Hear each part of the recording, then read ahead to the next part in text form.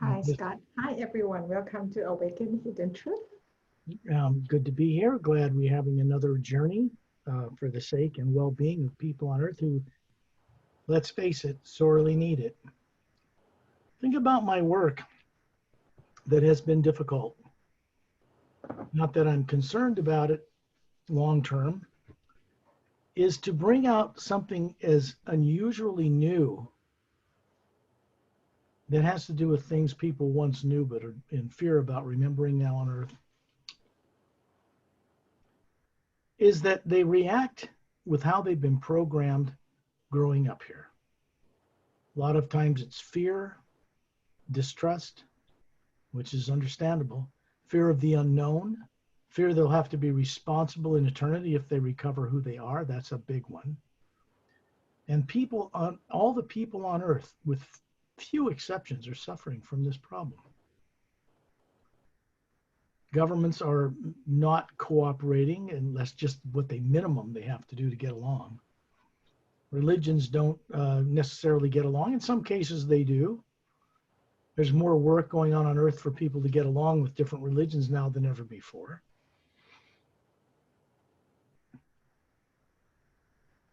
The biggest problem is getting people over the subconscious, misdirecting negative programs that cause them to make bad decisions and wrong decisions about almost everything, every day, especially when it comes to something universally good for all life.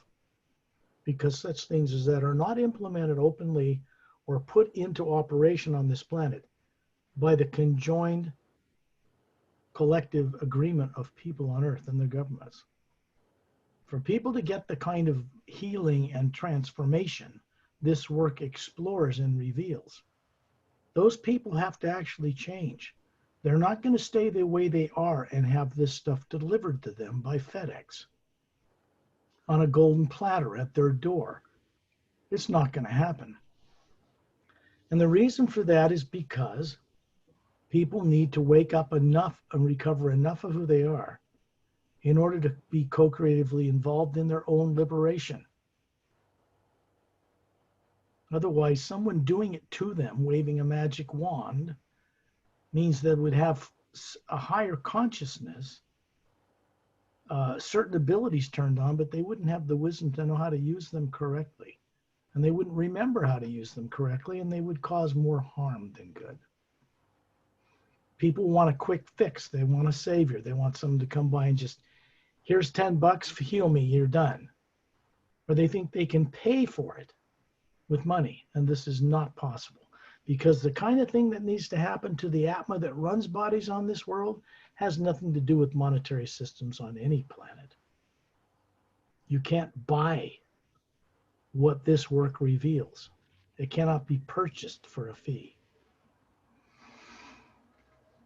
It can be acquired and it can be recovered within each individual, but they have to actually do the co-creative work, have the courage to actually do the exercises and begin to unravel this tight knot.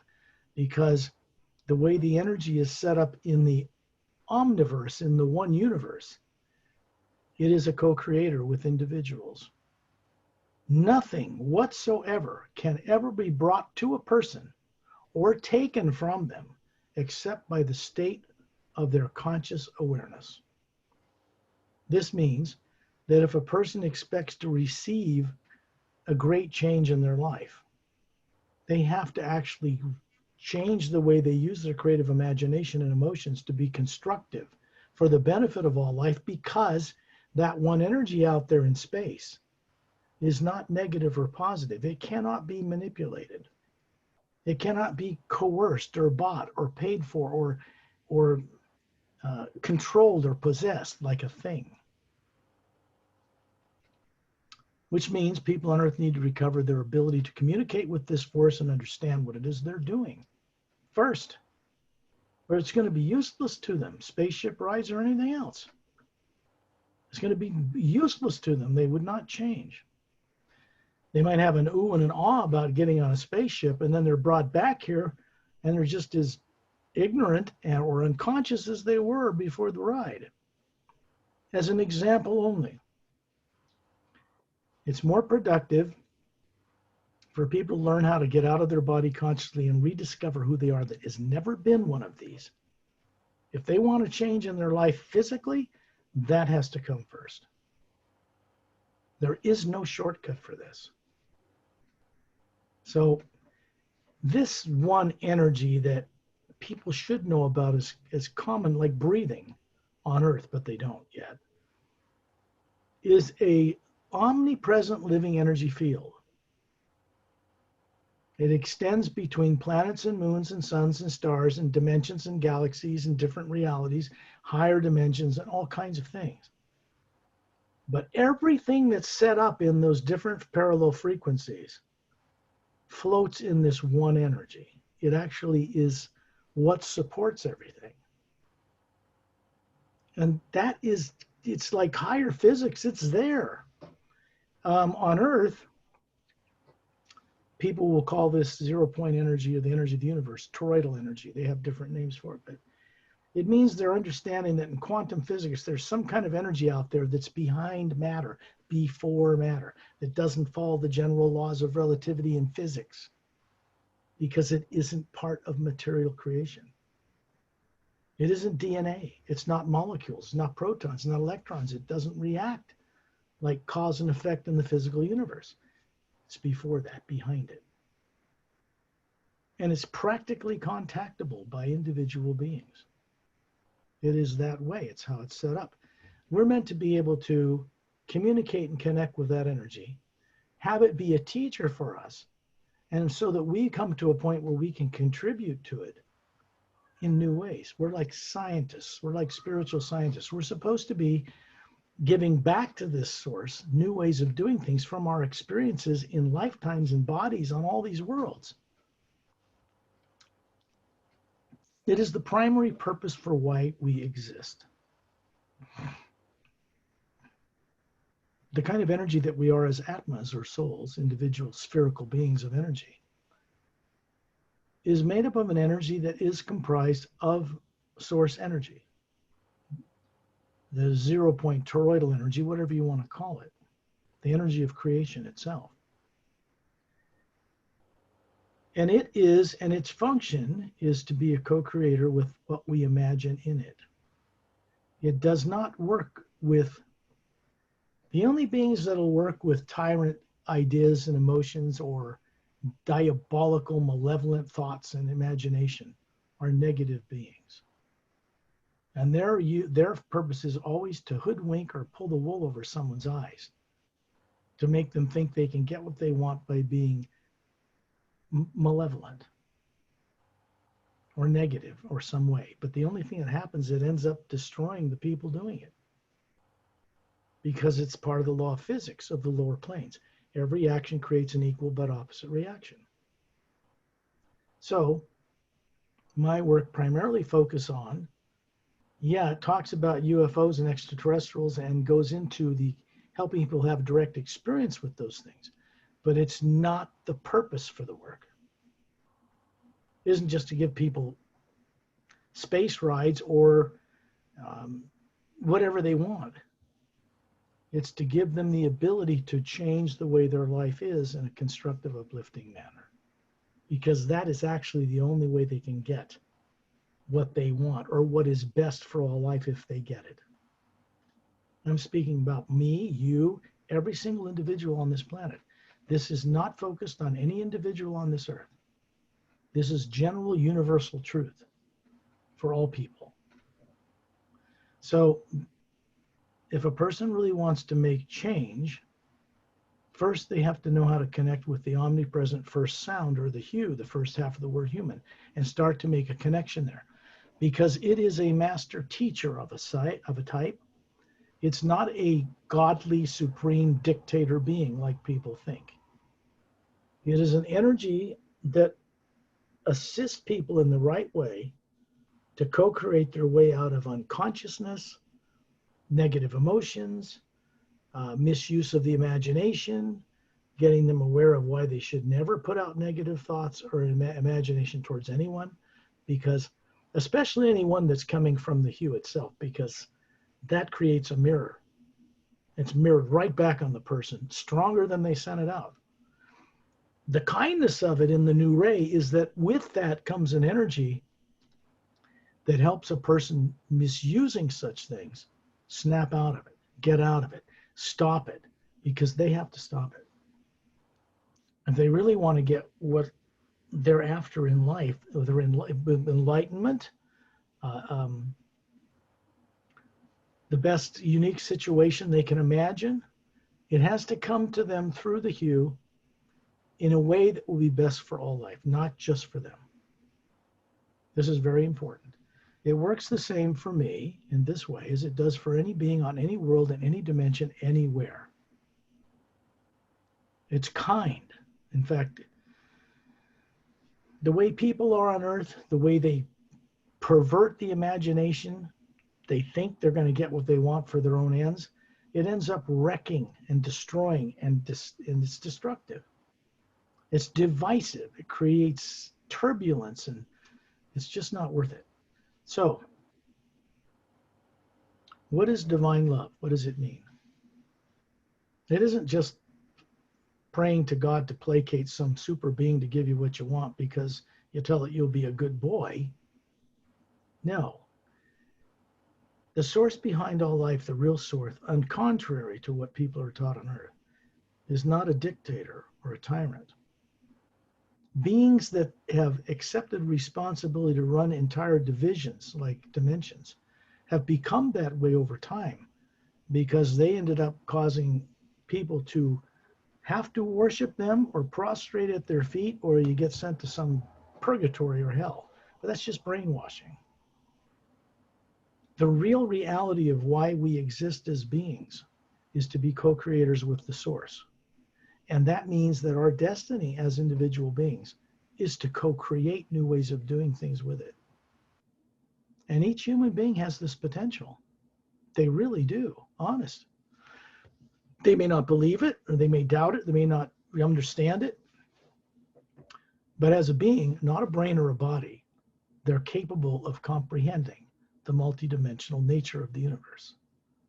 They're capable of comprehending the omnipresent nature of this one energy, this 0 point energy. They're capable of understanding the source itself. Many higher dimensions above the lower dimensions of time and space, past the void, known to certain esoteric groups on Earth. Each of us is capable of comprehending that as the Atma, awake and aware. Not the brain and body. That is not possible.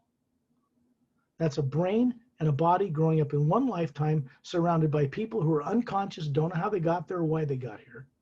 Government people, military people, religious people, all of them. And then they have to try to deal with understanding that there've never been this in the first place. My work is most challenging to get that across to people. Some people will make progress to a certain point and then they just go off in the negative because they're probably just not understanding, at least initially, what this is about and why I do it, why I'm here. Everything that I do is for the uplifting benefit of individual beings. It's not to run a government or a religion, or it's not set up to have people come and sit at my feet like their guru or anything like that. I encourage people to become their own gurus, their own responsibility, standing in the center of their own being, which isn't a brain or a body, in their own gravity, and looking out into the universe with clarity and consciousness. Now, people on Earth are not taught this growing up anywhere that I know of on this planet. Maybe by the most esoteric of gurus with a few followers somewhere hidden, perhaps. But on a universal scale for all people, no, it's not. There's no school on Earth for it. There are schools and training centers off-world for this, amongst the vast majority of beings that actually live far beyond this planet. Earth might have 7 billion people, but that's insignificant to the numbers of beings that live out in our galaxy alone, not less billions of them, and then all the dimensions as well. We have to learn how to cooperate with them. They're not going to get them to cooperate with us the way we are, because It's just silly. It's backward.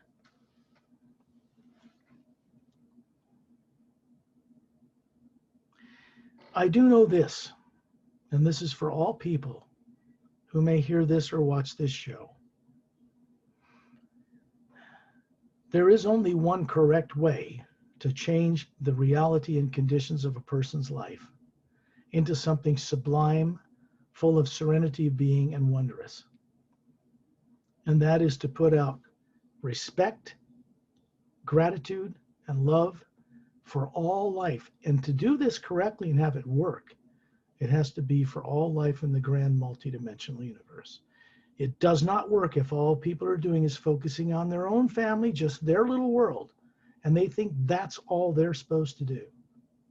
That won't work, because they will have available to them as much of what you call God as one world can contain out of all of it. That's how shrunk down things are here. Because of people's attitudes, because of their mixing positive and negative imagination up together and thinking it's going to get them somewhere. It's just going to run around in circles. So the first thing that this work does is help people understand what the correct use of the creative imagination really is all about. It is the one thing that this omnipresent power, it's not our power, listens to. It listens to and responds to what we imagine. In the lower dimensions of time and space, where positive and negative energies rule, it listens to either one, and it will supply or bring into manifestation either one. But it brings it into manifestation to the person putting it out. So if someone's being malevolent or diabolical, they're not only not going to get what they want, they end up destroying themselves with that, especially after they cross paths with the hue, because that's coming from pure energy. It's source, it's omnipresent. There is no power or being or technology and creation that can counter that or try to control that or try to manipulate that. We have to be humble to what we put out, and what we put out should be of beneficial nature to all life, because that is what we get back then. Most people are caught in the belief of being positive and negative, so they suffer the effects from both. Beings who come from off-world and beings who are working in the hue that do not work with the lower plane energies of time and space at all. They don't work in positive and negative imagination, good and bad, or any of that. They are operating on a frequency and with so many vast numbers of beings that if anybody attempts to throw negativity towards that, it just is mirrored back. In the old days, that would have been very destructive to a person doing it. Today, with the new ray, there is a loving kind of energy in that hue that comes with any incorrect use of the imagination someone's putting out and helps them recover, snap out of it, become who they really are. It helps them to do that in a kind way instead of destroying them, even though they're putting out information may harm others. People are doing this all over the world, putting out this anger and hate and all that kind of thing, negative emotions. They don't realize what they're doing is just creating the circumstances that will eventually manifest in their own life, because it's the law of physics. It really is. So we, as people, as individual beings, if we were operating normally like they do on so many other world systems people on Earth have been deliberately kept from knowing about by the governments of this planet. At the time, it was done with good intention, but they've been running this deception on the public for far too long. And the repercussions of that deceit and that suppression of truth is having negative repercussions all over the world. You cannot buy your way out of it. There's not a government person with enough power to protect themselves from putting out that kind of energy, because it will come back to them. So what we have on Earth now is a And what's coming here more are beings who understand this about this problem for Earth people. So they're doing things in a way to help people recover with the least amount of negative, destructive outcomes. And if people on Earth will not change and are completely resistant to respecting each other, they say they practice divine love, but they don't demonstrate it in their lives to the whole planet, do they? They don't. It's biased, it's selfish, it's not done right. To respect all life is divine love. And to do that properly, we have to come to understand what life is out there beyond Earth. And not just in the physical universe, in the higher dimensions as well. We have to come to recover this in our individual awareness as beings. Because then the motivation at the core of our being is one to create new ways of doing things that will be of uplifting benefit to all life in the whole grand multidimensional universe, not just for life on Earth. We're involved in a whole bigger creation than one little planet and its people. We always have been, and we always will be. The sooner people on Earth begin to realize, as they put out more constructive imagination, they start to operate in a safe field of energy while the rest of the world is in strife. And they walk through this life in serenity of being, knowing truth. Knowing truth is what sets a person free, not only from what they've created in the past, even in other lives, but it sets them free from the compulsive reincarnation and a conscious, unconscious life in bodies. They don't remember. It begins to head an individual being back to the source from whence they once came long ago that they don't remember. And it happens while they're still running a body on Earth. That's the amazing thing. They start to recover who they are while they're running this body. They begin to become aware that they have never been the brain. The brain in a body has learned only what it's learned in one lifetime. It doesn't have any memory of past lives or other worlds or anything else. So people think that's who they are, that God put them here with no memory of anything else other than this life. That is incorrect in every way. Completely wrong. You can't blame people. They don't know what to compare it to in this life. But once they cross paths with beings or situations, they begin to deliver to them stuff they were made to forget, begin to deliver them the awareness of this omnipresent force they live in. They begin to remember their true nature as spherical beings, which has never been a brain or a body ever.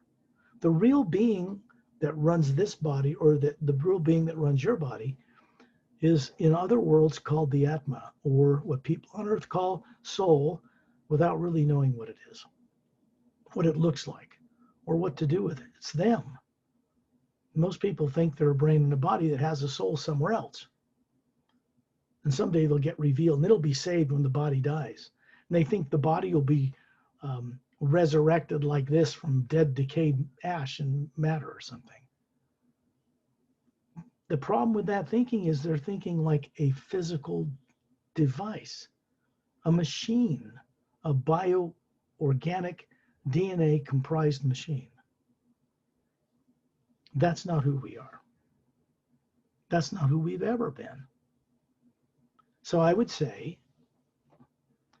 once a being begins to realize that they have never been a brain or body, they begin to have the abilities awakened in them, and they have a co-creative part in this, to have the understanding and wisdom to know who they are, how to get around the multiverse, how to get in and out of their body long before the body dies, and to know where they're going and what they're going to do before that body ceases. Now that's what's normal on most worlds in our galaxy alone. Not all, but most. So I want to bring that to the attention of people for what it's worth. There is one way to change the reality that's around us as individuals and as a planet. To do that, we have to Imagine and put out into the universe those things which will be of benefit to all life. That connects with the vast numbers of beings that are not on Earth, that are out in the multiverse, out in the galaxy, and different dimensions, including master teachers, that gives them the opening to be able to come and work with us. And they are vast numbers far beyond your imagining compared to the population of this planet. We need to be humble enough to work with them because they know they've already solved these problems like we're having on Earth. You know, governments that aren't honest with people, or they classify this or they do that. Some of it's justified, most of it isn't. It's just a way of keeping an elite aware of what you aren't allowed to know about because they think it's what was good, especially after World War II. Well, those days are long gone. People react violently and act like they do because they're suppressed. They don't remember who they are, and they know they used to somewhere in the back of their consciousness. They know they knew a lot more than they know now, and they know something's wrong. Something's out of balance here. Something doesn't work right. Correct? It's true for you, for anybody that begins to wake up. So the key factor here, the most important single axiom that makes most sense is we are, as beings, awake and aware, capable of co-creating with the source behind all life. And it's relying on us to one day come up with new ways to do things with it, to change the way worlds like Earth run, to transform them. To transform this world's going to take the spirituality, technology, and maturity of human beings and many other races that aren't on Earth to come here and get involved with this planet.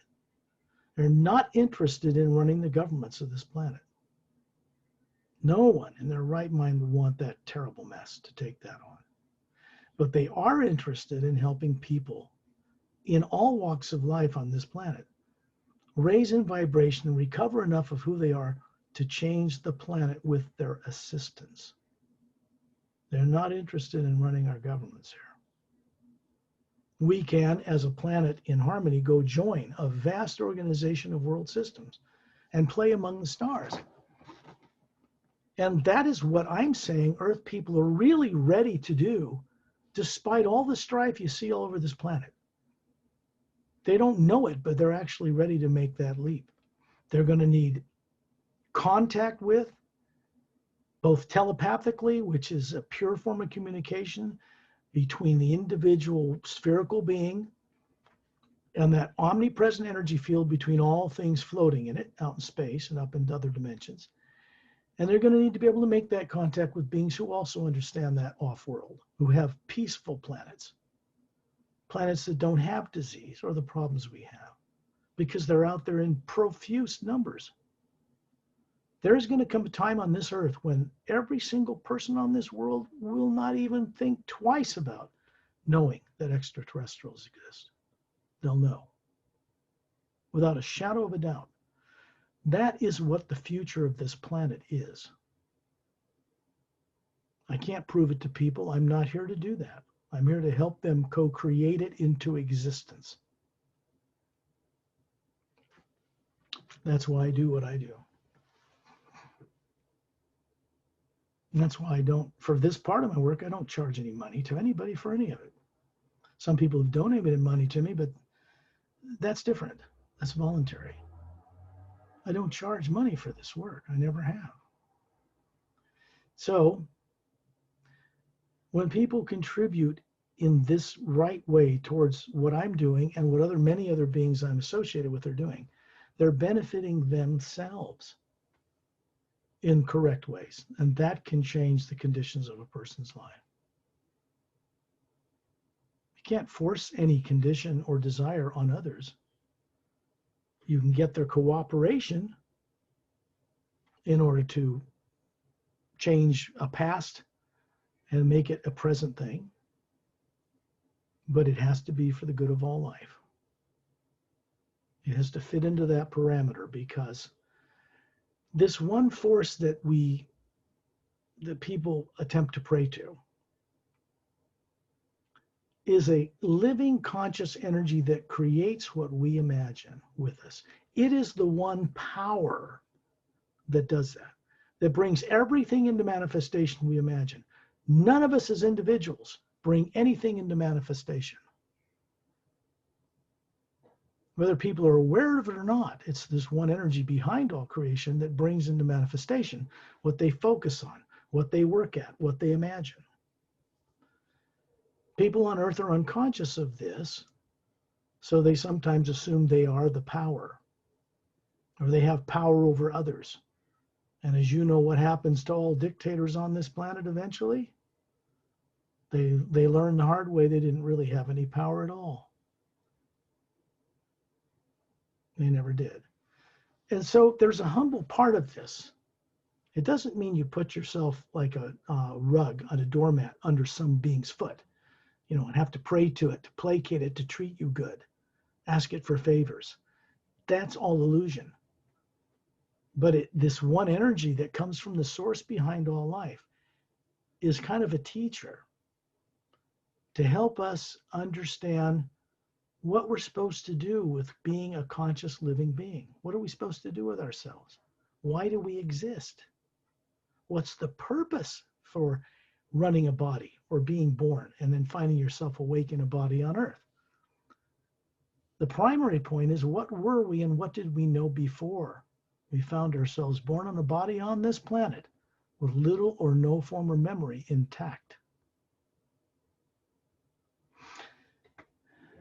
Fear of the unknown, fear of taking on the responsibility of eternity as an individual being. To gain total freedom requires that we accept total responsibility as well. They are blended equally and cannot be separated. So to have really total freedom, we're going to have to accept total responsibility. And that means we're going to have to step up to bat and start co-creating properly with the source behind all life, because that's our purpose. On any world, in any type of body, in any system, on any dimension, anywhere in the grand multidimensional creation. People know right now you can look out of a telescope, you can get into the space shuttle, you can get into a rocket, you can take advanced satellites and look at the universe. And they see billions of stars in just our galaxy. There's hundreds of millions, more than that, of worlds in there that are capable of harboring life in conditions like Earth. And there are billions of those galaxies out there. Little galaxies floating in huge black void of space. That's the one energy. To human eyes, that energy looks like it's black in photographs that human eyes can see. Even if those photographs have composites of color that are artificial, like infrared, ultraviolet, X-ray, and you can see all these colors of these galaxies and stuff, the human eyes can't see that. Machinery can, electronics can, certain devices can, but human eyes still see it as black because the human eyes only can see a certain small frequency of light. The atma that runs the body out of it can see all those frequencies, and it's fantastic because it doesn't look with physical eyes. It's round, has a white core, and it can perceive in 360 degrees. And it sees that energy between planets and moons and suns and stars and galaxies as a white golden light. It's packed full of this energy,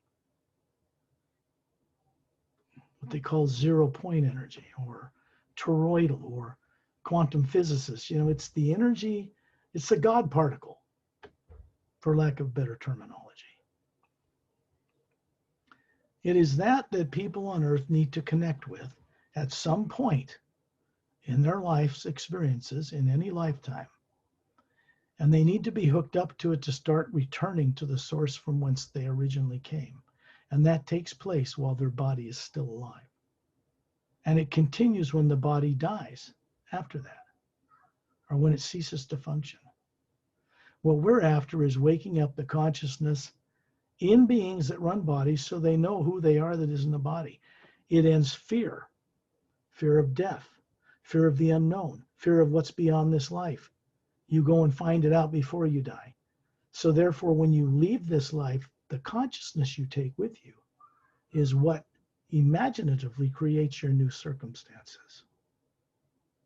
If a person goes out of this life in fear and terror and they're malevolent and they're all kinds of nuts, they're going to create that with beings like that out there, and they're going to be right back in the same fix. So if we leave this life taking this kindness, this understanding to co-create new ways of doing things, we want to give back to the source, then you meet those kind of beings and your circumstances change. And when you meet them before your body dies, your circumstances change right here on earth as well. So I wanted to bring that out in this way because I try thousands of different ways to communicate this, because in my view, I'm communicating this telepathically to you, Perry, and to everybody that listens. Telepathy operates from the higher realities and energy there that is not psychic in nature, is for the lower planes, physical, astral, causal, mental, etheric, because it has both positive and negative running through it, which means it swings from one to the other like a wave. And you could be on this wave one day and down here the next, this line, then down here, then up there, then it's like that. So we want to get into a way of connecting and communication with each other and with beings from off-world in that one energy field between all things. Because you cannot bring with you or place into that so-called void of space any negative or positive thoughts or emotion at all. You can't record it there. It's not that kind of energy. We cannot take our negative stuff off world and go throw it into space because there's nowhere to store it. So the negative stuff people are, and the way they are, to be practical, should never be brought into space, because the more advanced races out there know how not to try to pollute that one energy. They respect it. And so they've learned how to work with that 0 point energy to get around the stars way faster than any limits of the speed of light known on Earth, to go through interdimensional doorways and travel around the multiverse, at least in the 144 parallel dimensions of the physical universe alone, in craft. More advanced races out there that travel the stars also leave their bodies and go as the Atma to wherever they're going before they bring the ship there. It's like scouting ahead. It's way more advanced than remote viewing, let's put it that way. Way more advanced. And it doesn't involve any negative nature, and it can't. So as beings evolve on a world to a point, they have to someday give up the negative nature if they want to go out and play out there. Because the races that are out there, quite frankly, are far more advanced than we are in every way. A great majority of them. And they aren't going to tolerate us from this world going out there and weaponizing space. Because we're not going to be given or the understanding of how to work with more advanced technology of interstellar travel or healing of disease or anything else, thinking we're going to take our little petty agendas out there, fighting from one country or another to get the spoils of outer space. Space, and hear me on this, is already occupied by more advanced races, predominantly. So if we want to play with them, and they're kind, they're not going to lord their more evolved state over us to help us get there. That's what they do. They've done it on hundreds of millions of other worlds. This is common sense. If we want to play among the stars and actually grow up as a planet and start to take place amongst those, that technology and what they know can be brought here. And they don't charge money for it. They don't even use it. So that is the potential that we have on this planet right now, despite the pandemic and everything you see going on, people throwing stones at each other in elections and all that kind of thing. The planet is at a point where if others from other worlds had not intervened already, to a limited degree, the people that run this world would have blown it up in nuclear war many times because they tried to. And they were prevented from doing that. They weren't prevented from doing it from Earth. Something from beyond Earth stopped that. You going to tell your people that something from beyond the Earth shut down their launch computers? How are you going to convince people your militaries can protect you if you've got something outside Earth doing that? Thing that happened, though, when this happened on Earth, nobody tried to control governments. Nobody came in and threatened anybody. Nobody even communicated with anyone. They just shut them down and left. It's like, do what you want, but not that. Because that will harm hundreds of billions of other beings, animal and plant life in parallel dimensions, that Earth has a number of interdimensional doorways all over its surface, underwater, above volcanoes, and in the atmosphere that connect the vast areas of space. The universe was set up this way. We do not have the right, as a perverted bunch of people, lunatics who can't remember who they are. Underneath it, they're wonderful. You talk all that subconscious stuff out of there, people are fine. We don't have the right, as unconscious people, to blow this place up and harm people in other worlds and other realities. We don't have that right now, and we will never be allowed to have that right.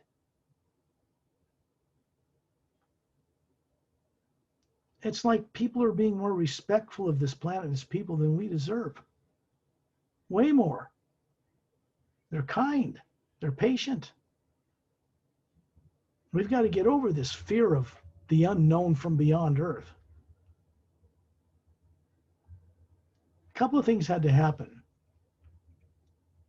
in the last 65 or 70 years of US and Soviet and Russian really now, and Chinese history and all the countries of the world, of planet Earth. We're at a point, at a time, when the technology, and even, I dare say it, I don't want to use the word spirituality, the conscious awareness capability of individual beings is such a point.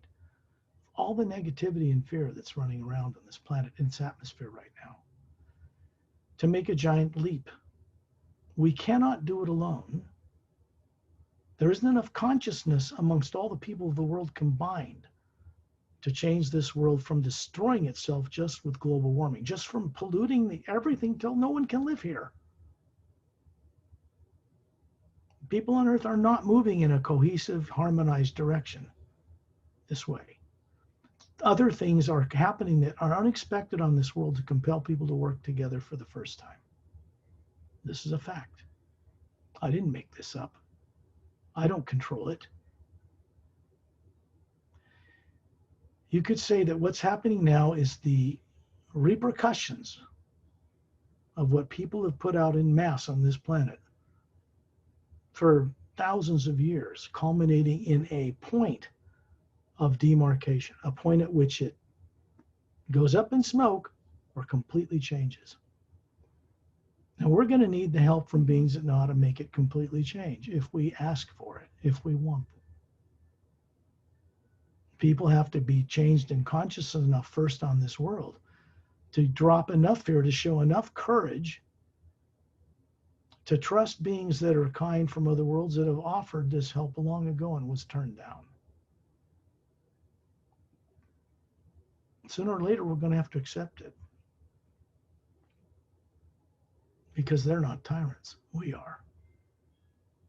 People on Earth don't operate like kind beings toward each other for the most part. Governments don't.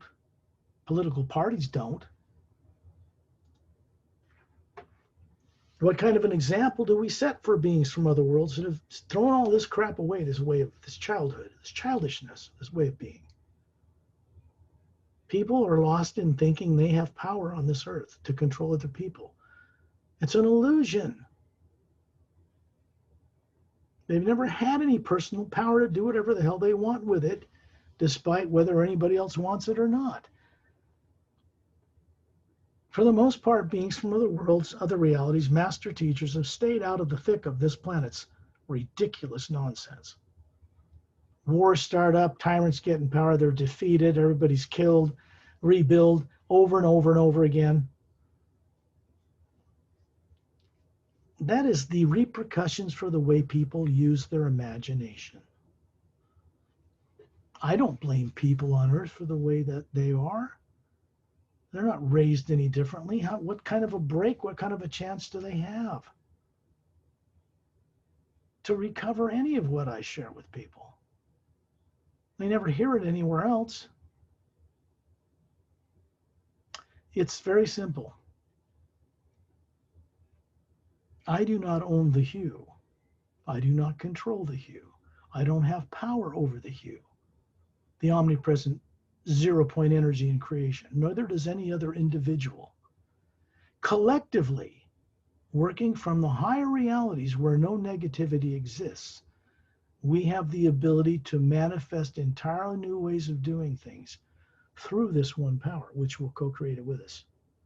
It's waiting for us to grow up and start to work properly with it. Believe it or not, people on Earth have that potential, as diabolical as it looks.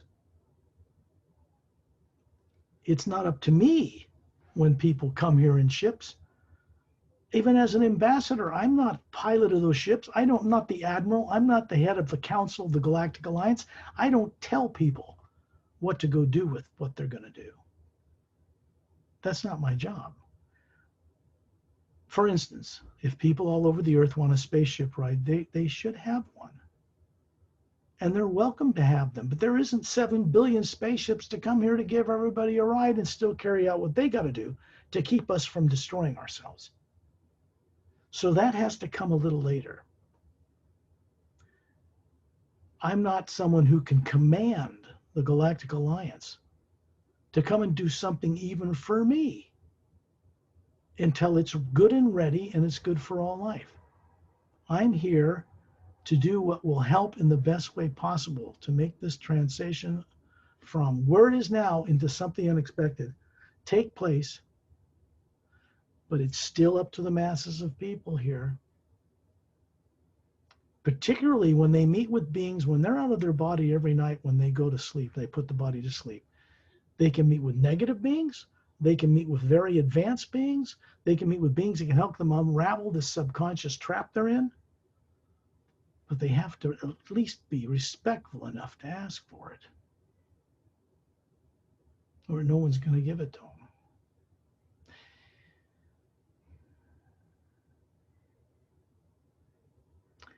It is up to the co-workers, people I work with, the vast majority of them on a large scale, how this unfoldment for this planet is going to work out and when. That's why I never make predictions about times and dates. I'm not a prognosticator of future events. I do point out in the Savior's Agenda book the general way this is going to happen.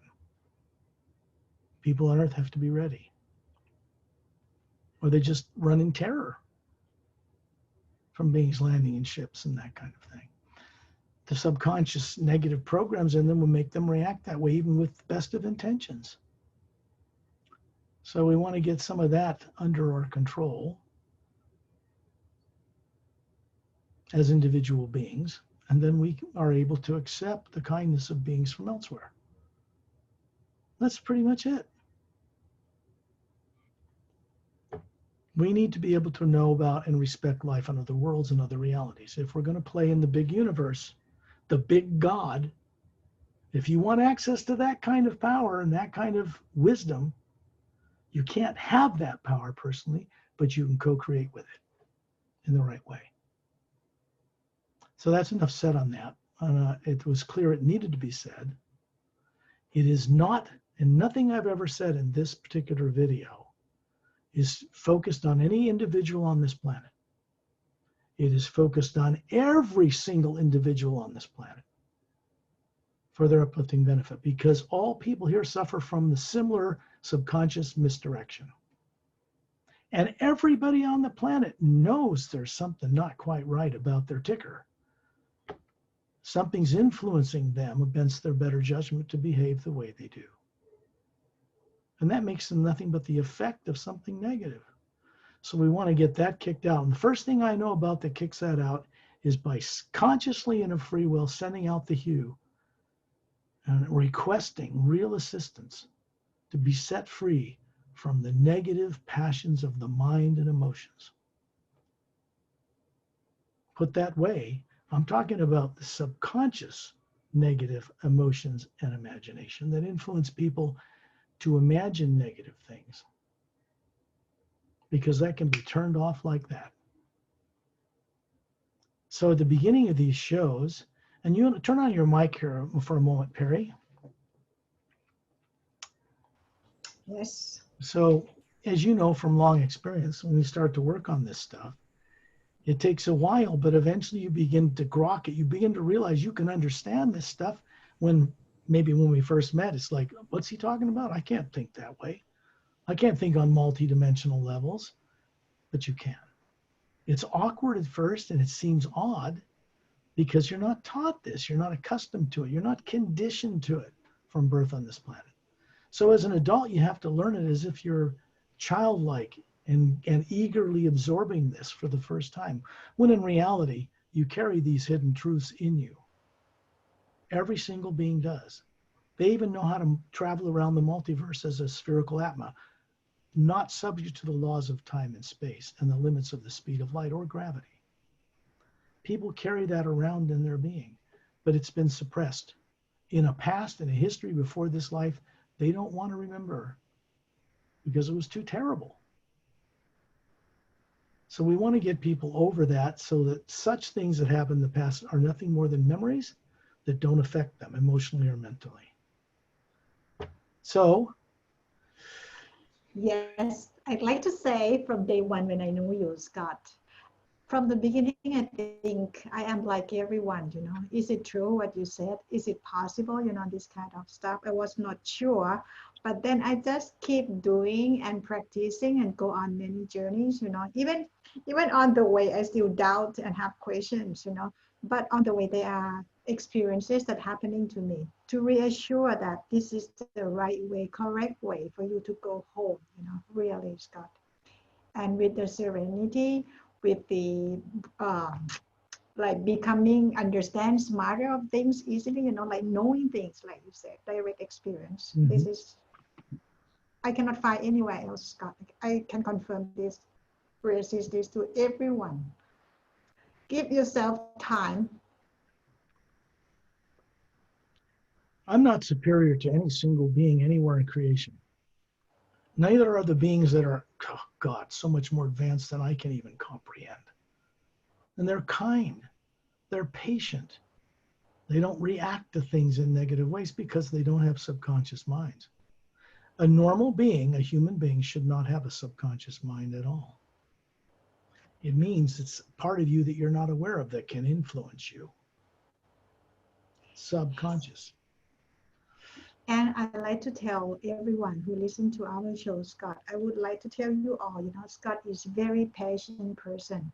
He has to deal with, like a negative stuff. And even with me from the beginning, he knows me from day one, He's very patient and giving time, for us to really understand and grow up and understand what this is not the real us, the Atma is real us. Please keep listening to our show and go on journey and read his books. You understand exactly what he means, I think people wonder sometimes, they go, well, maybe he's just doing this for money, selling books. I've put more of my own funds in this lifetime, and even funds that were donated to me, into trying to get this out than people would even possibly understand. Way more than I've ever made. It wasn't being done so I'd make a big profit and go sit on a mountaintop somewhere in a palace. No, that's not why I'm here. It doesn't have to do with that illusion. If I want to go be with someone I used to be with on another world before I was forced to be incarnated here, the conditions for this world have to be right, or I would not ever get back in that situation. When you're with someone anywhere from another life, if that association is so deep and so pure, and maybe people have been together over many lives, they can come back together. But as a person involves individually apart, that choice is of free will from both people, no matter how long it's been. And that choice has to come about because their joining now in this more liberated state has to be for the good of all life. That's the new criteria. Otherwise, it's just selfish. So, you know, for situations in my own existence to be recovered, if that's best for all life, then this world has to go through quite a change first. And I'm committed to that. If I left this, if I left this life tonight, I would still be working with those beings about this planet, even if I didn't have a body here. Probably be more effective, but we still need you. Physical body. I would like other people to do what I'm doing. I'll just go play golf. I'll just pack it in and go do something else. You know, I don't care. So we're trying to get more people up to where they can recoup their higher faculties and begin to co-create properly in this world. That channel that flows through them from this one hue, this one energy, is much greater in volume than just for that person doing it. It comes through them and starts to affect change in large volumes of people, particularly when they're out of their bodies at night, because then they can be introduced to vast, wondrous beings from other worlds and taught and shown the ropes and helped through this terrorizing subconscious problem. So when they wake up in the morning, their consciousness gradually just changes. They become more brilliant. Their IQ goes up. Their understanding of the multiverse beyond Earth starts to expand. They begin to remember. Well, I guess we should go on a little journey. Yes. Again, I want to make this clear that everything I've shared on this recorded radio show is for all the people of this earth. Classified people, religious people, zealots, people that are really out of balance, the hidden government, the classified government, whatever they are. It's done for their benefit in a way that will help us make this leap to being able to join a vast organization of world systems. That's just in the physical universe alone.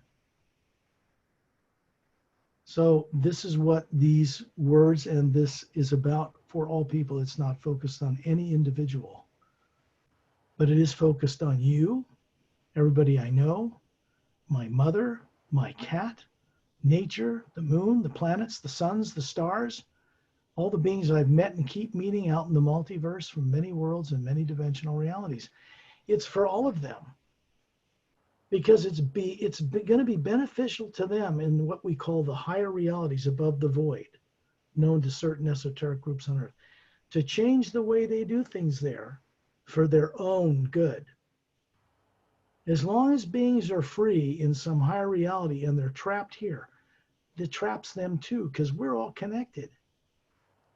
It will never change that way. Something changes in the higher realities, it's going to change the way the lower dimensions are run. They are eventually to be mirrors of the upper realities of pure positive energy. No good and bad, negative and fearful in it. Positive and negative streams used in the lower worlds to create planets and people and bodies and matter can be surrounded by another energy, this toroidal energy, so that it creates in harmony. The positive and negative are in harmony with another energy moving it to bring things into creation without cause and effect. In other words, people would only cause good things. They wouldn't overpopulate planets. They wouldn't do anything out of balance. Their attitude towards how they eat and live would change dramatically, because what we're doing on this world is not natural. People think it's natural. They think what they see animals doing to each other is natural.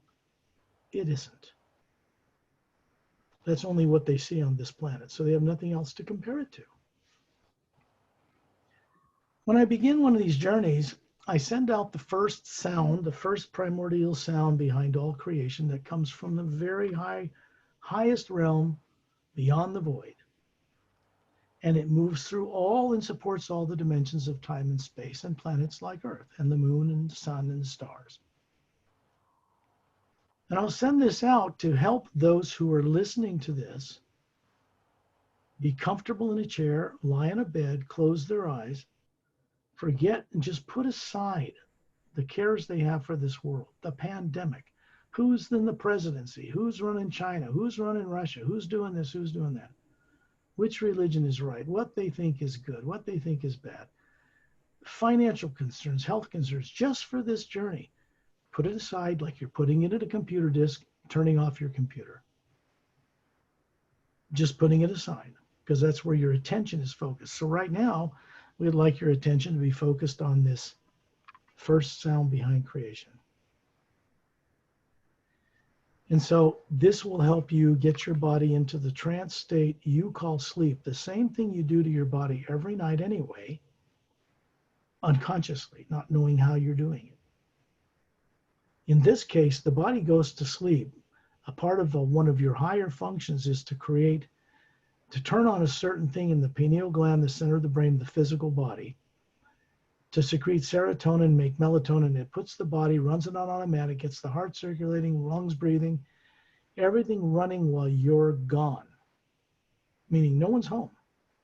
There's no consciousness up here. It's just kept alive. That is what we call sleep for the physical body.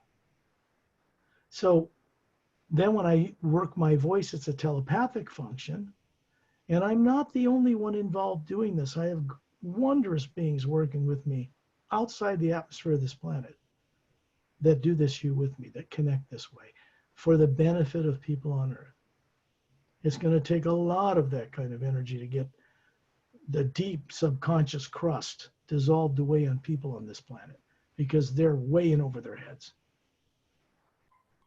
I mean, they don't even remember what they are, who they are, how they got here. So that's as far down as it gets. We need to turn that around. Scott, sorry. Last night before I slept, I went on the journey, and like you said, at night we all sleep, right? And then we all leave the body without knowing. At that first time, I really experienced like we all know nothing and remember nothing what we did, when we sleep. It's because they're conditioned. When you grow up, you're not conditioned or trained as how to remember, how to set yourself up so the Atma that is the real you downloads the journey it was on into the brain that doesn't have any of this in it. If you're never trained to do this, and you don't even turn on your higher faculties, that is the function of downloading it to your brain, you won't have the memory. That's why most people don't. Sometimes they remember a great dream and they're flying in a physical body somewhere. Sometimes they're on another planet. Maybe they're visiting a country somewhere else on Earth, and they remember the dream in the morning. They were actually there. They have no training to understand this on Earth.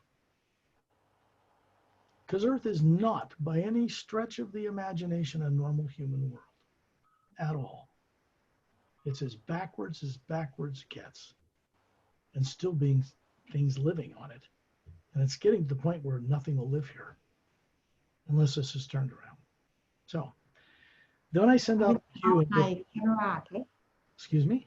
I will turn off my microphone and get a better recording of the journey that way. We don't have any interference from different people's internet speeds and all that. Okay. And that's the only reason her mic is off. When I begin this, my body is put into the trance state called sleep. And I have been trained, and I learn how to talk and speak so you can hear my voice. You hear the voice, and you hear it with your ears. With your eyes closed, no light is coming into your physical eyes from the physical world. That part of the brain is off as soon as you close your eyes.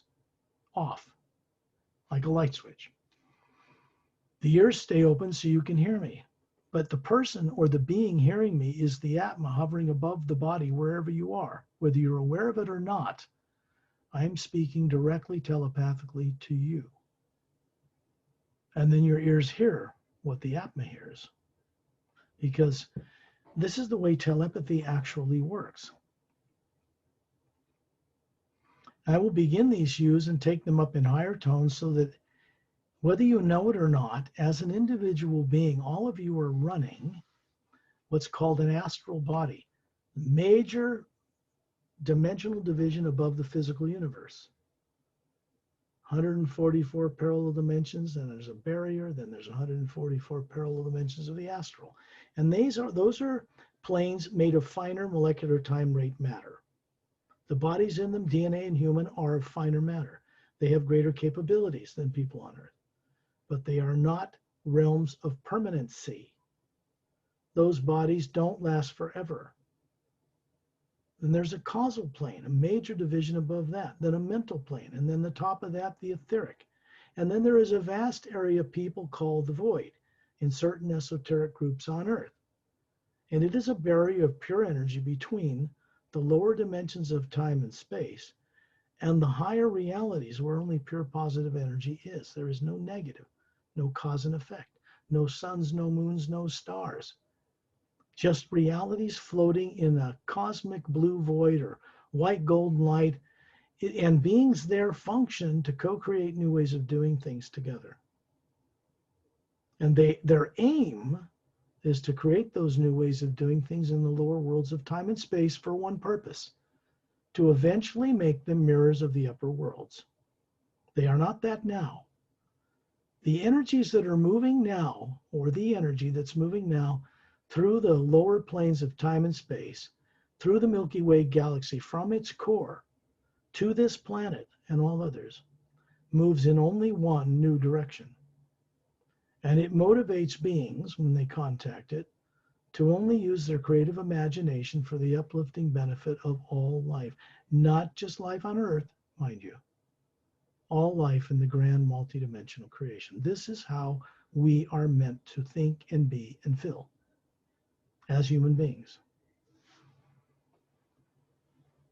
I will begin those tones, and then we'll go on a journey first to get above the negative, thick negative atmosphere of Earth, because on Earth, all the negative things ever done, people did to each other, and governments and wars and terrible things, still floats as frequency within the atmosphere of the planet, bouncing off the ionosphere, just like a radio wave. And people get vulnerable to accepting past terrible things that were done, picking up on other people's thoughts, and all kinds of things, because the atmosphere is literally thick with negative things, also positive things. The good that people have done, they all circulate around together. What we do is get outside the atmosphere of the planet, in space, in that toroidal energy, where none of that exists and cannot be brought outside the atmosphere of the Earth. And then we begin our journey from there. I will begin these tones now.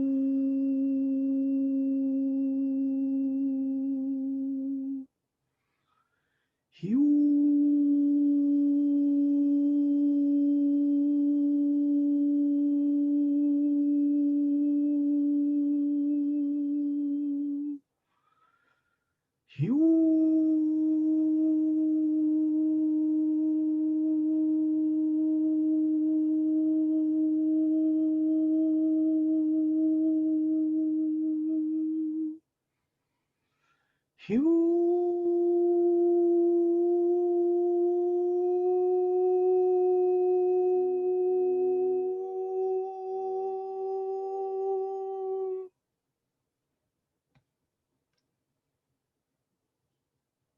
kind to yourself.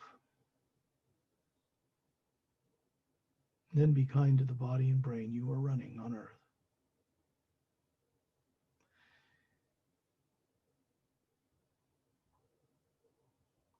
The body goes into the sleep state quite quickly through this process. Just like you put it to sleep every night, no different.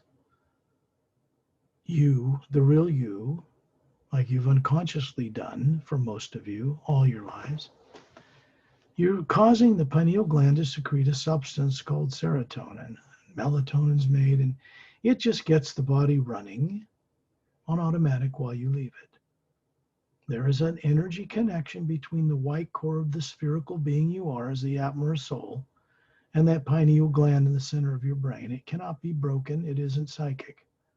It's not made of positive and negative. It can't be blown up with a hydrogen bomb. Bodies can be, but the link between you and that brain cannot be. Not by any power, technology, or being. This works with the primordial energy that exists and existed before any matter or molecules or dimensions or planets or suns or moons or stars were ever constructed.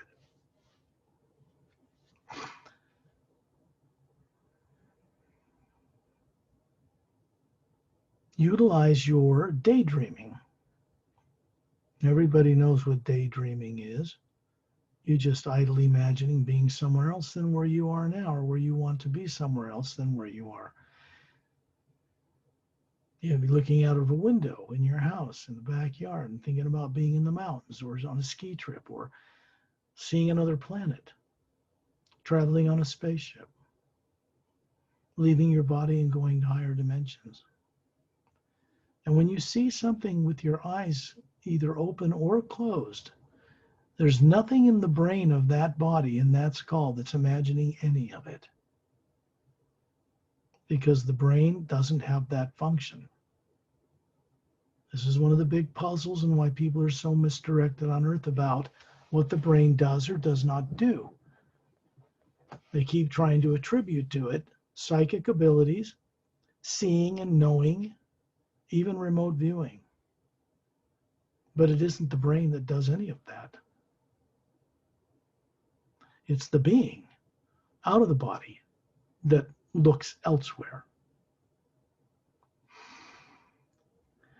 You can imagine being above your body as a spherical energy being, round like a planet or a sun. Looking down on that body from the ceiling, being kind to it, can see the eyes closed. It could be on a bed or it could be sitting up comfortably in a chair. And then be in the atmosphere at 10,000 feet. That's right. Just imagine being in the atmosphere at 10,000 feet, looking down on the city and country where you live. You can see like you have telephoto lenses for eyes. You can look right down and look right through the ceiling of where you live and see yourself hovering as a spherical being above that body that's asleep. The Atma is not made of time and space. It is not limited to the speed of light or gravity. And it is in both places simultaneously. Be in space. That's right. You are now higher and further away from the Earth than the space shuttle ever flew. You are far enough away from the planet when you look at it and see its polar ice caps and continents and oceans that we're familiar with. You can see the moon circling it, not turning on its axis, covered with meteor crater marks.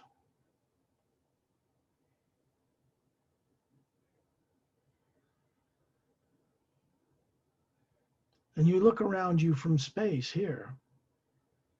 You are a spherical being. The body's asleep back on Earth. You are here. You are in the atmosphere at 10,000 feet, observing all that's around you. Even at night, wherever you are on earth, it would seem like broad daylight to you as the Atma. And you are above the body down on earth. But up in space here, you can see the sun in the distance. And when you look at what you thought would be black space, like you've seen in time-lapse photography of galaxies and planets taken by Hubble telescope, shuttle people, satellites, and other devices, radio telescopes, you realize that this is not black at all. It is a white golden light packed with energy between all things that float in it. It is above, below, and to each side in every direction, and planets and moons and suns and stars and galaxies revolve or float in this other ether, this other energy.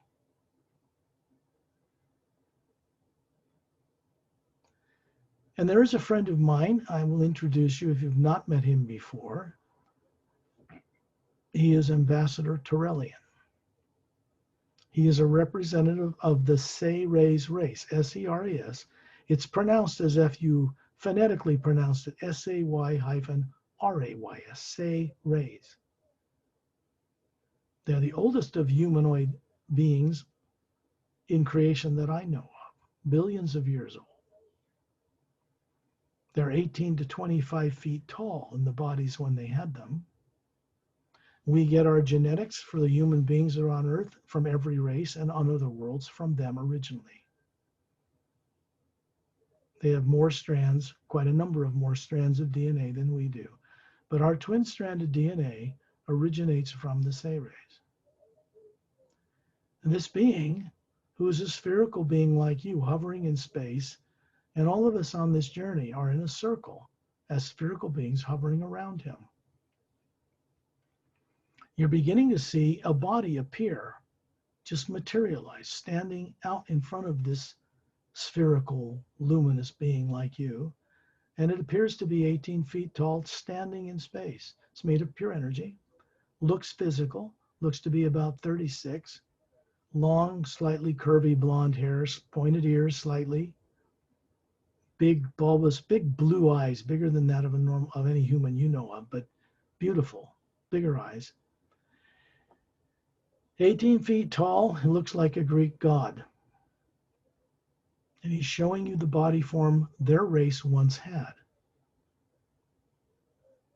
He has two thumbs up, his fist, and there's a white golden light around him, just like the air and the energy around us, this atmosphere, which is not oxygen, of course. It's energy. And he's telling you that this body he's showing you was immortalized over 1 billion years ago, that their race did not originate in the Milky Way galaxy. And that when they did this by their evolution as beings, they didn't immortalize them to live forever at 36. They dematerialized the DNA and stored it in a golden checkerboard grid pattern and into a certain teardrop in one of the layers of the Atma they are, that you see hovering behind this form he's showing you. When they want to manifest a body for any purpose, they don't have the burden of carrying it around like we do every day. They will draw from the white golden light in the energy between all things, and it will fill in the gaps around that checkerboard pattern, and their DNA is built around it, and presto, for the temporary use, they have a physical form. You could walk around on a planet, you could see it, you could touch it. That's the Seres. The Seres were responsible for seeding human, humanoid, and other bipedal life, not just human, but other races, and getting them up and evolving them up and helping them develop body forms to a high enough degree of DNA to where higher faculties of the Atma could be run through the brain of that and nervous system of that body consciously. And once they'd gotten that done long ago in galactic history, they vanished. They recently returned to announce they're coming back into this arena to help take responsibility for what they call the failed experiment of evil. in that the way beings have been trapped in bodies unconscious has not worked out. And they're here to herald or to announce that that old way of doing things is being retired like the dinosaur to be replaced by some energy, a new ray that motivates all beings to only create with their imagination that which will be of uplifting benefit to all life in the grand multidimensional creation. Now, he's here to serve as a guide, as a focal point for us to go on a journey.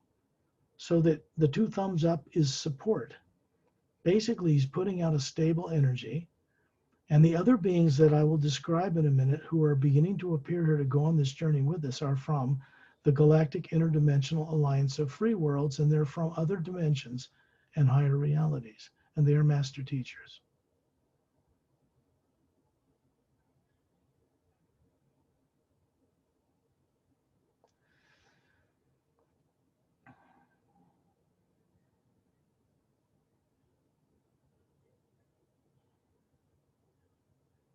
Terrellian has his two thumbs up too, and these other beings.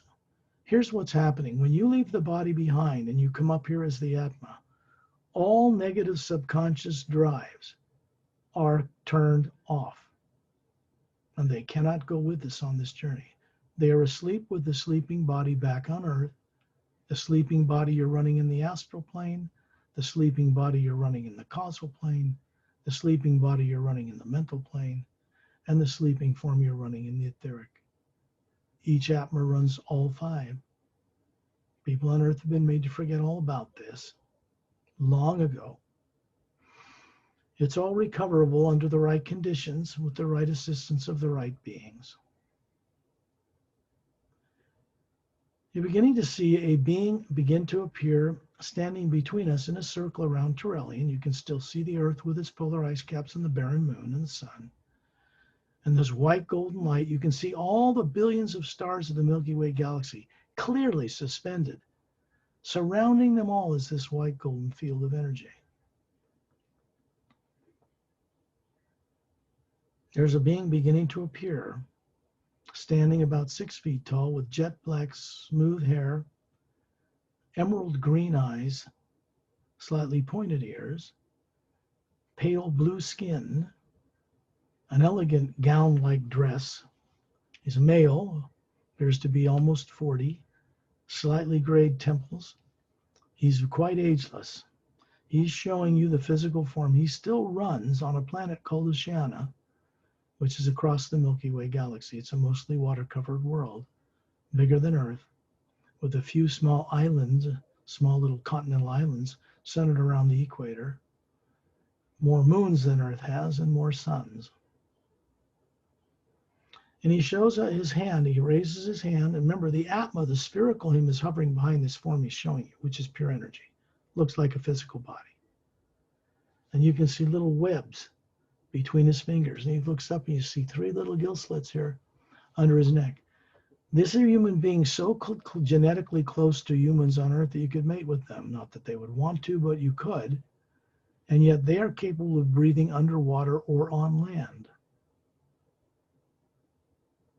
Slight twist of a few genomes on the DNA and you could do it too. And he is a master teacher. The body form he's showing you that lives on that world and travels around the universe from time to time is over 500,000 years old, unaged. That's a different type of immortalization. But as you can see, this being is not trapped in any illusion of being a body. He's operating outside of it, as you can see.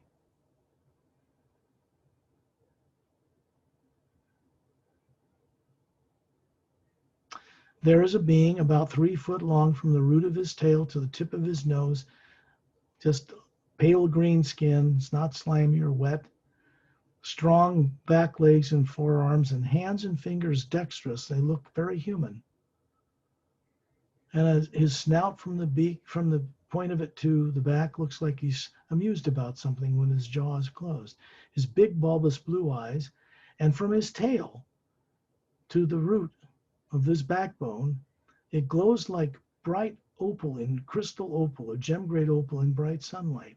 This being is silica based, evolved on planet Oceana in huge hollowed-out volcanic chambers, the bottom of the Oceanian oceans, many, many, many millions of years ago. They developed the ability to defy gravity and fly through the air. Yet they are not human.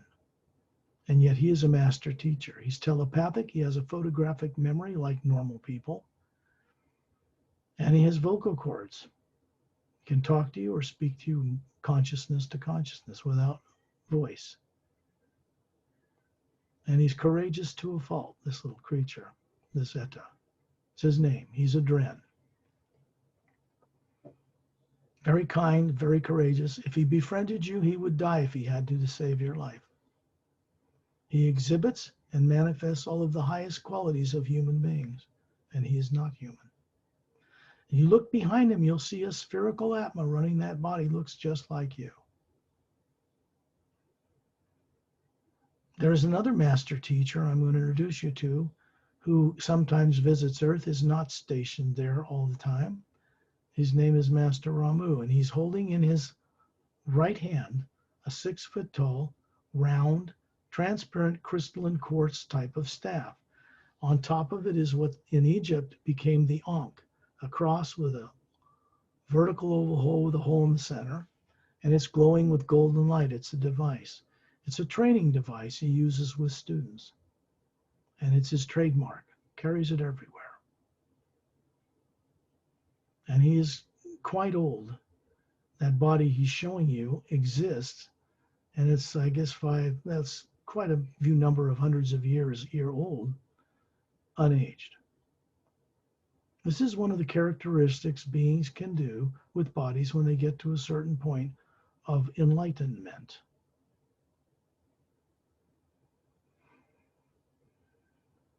There are 4 other beings that are beginning to appear standing just inside our circle between Turelian and us, between Ramu and Opelum. And they are men and women, husbands and wives, mated couples, about 36, about 6 feet. And they have blonde or brunette hair, green, beautiful blue eyes, other colored eyes. They are members of the Galactic Alliance, and they are experts and trained in the field of helping people be free of negative subconscious influences. They work with helping people remove what's called secondary implants, primary implant negative programs in the subconscious that influence and keep in place what's called a primary implant, that which is most terrifying, which keeps people from remembering who they are, what they knew, or how they came to be on Earth with no memory. That kind of thing. One is called Shantial, his mate Tonaltial, the other Dantiam and Lamtiam. They are in general from the area of the Pleiades, but far beyond it. Vast numbers of many tens of thousands of stars out there. They are human. They have 4-stranded DNA. They do not have subconscious minds. And you people can call on them or ask them for assistance when you put your body to bed at night. And if you're sincere, they will assist you.